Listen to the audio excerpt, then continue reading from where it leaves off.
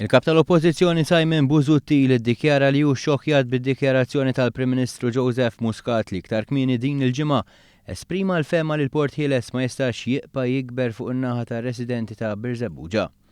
Minflok il-Prim Ministru qal li l-Gvern qed iħares lejn ħabb loġistiku f'Ħalfar. Il-Prim Ministru bħal sajjetta fil-Bnazzi qal li hu ma jaqbilx illi l-Freeport ikompli jikber.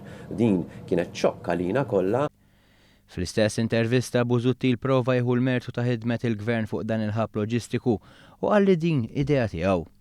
Fil-waqt il-Panama u l-Faqar reġgħu kienu fuq l-aġenda ta' Simon Busuttil li fil-maġġoranza tal-ħin irrepeta dak li qal fl-intervisti tal-ħadd li għaddaw tal-ġimgħat ta' qabel. Biex hekk reġa' żamm it-ton negattiv anke dwar l-ekonomija li hija mfaħra minn aġenziji u istituzzjonijiet internazzjonali.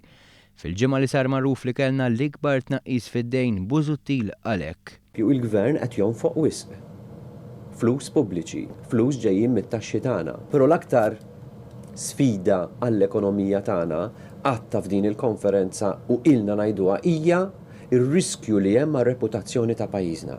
Għaliex liema investitur ħajħossu komdu jmur ipoġġi quddiem Joseph Muscat. Bħalma għamel qabel iċ-ċogħiem u l-Valletta Summit prova jnissel dubju dwar is-sigurtà ta' Malta. Għal bil-Presidenza tal-Kunsil tal-Unjoni Ewropea pajjiżna se jkun fiċ-ċentru tal-attenzjoni u l-Gvern irid juri li Malta hija lesta biex tħares is-sigurtà tal-Maltin. Malta hija lesta biex tħares is-sigurtà tal-Maltin. F'Malta il-poplu Malti huwa safe. Jiena l-appell tiegħi lill-Gvern huwa illi jara illi s-sigurtà joħodha bis-serjetà. M'għandniex għalfejn naħsbu illi dan mhux qed isir imma hemm dubji illi jkollok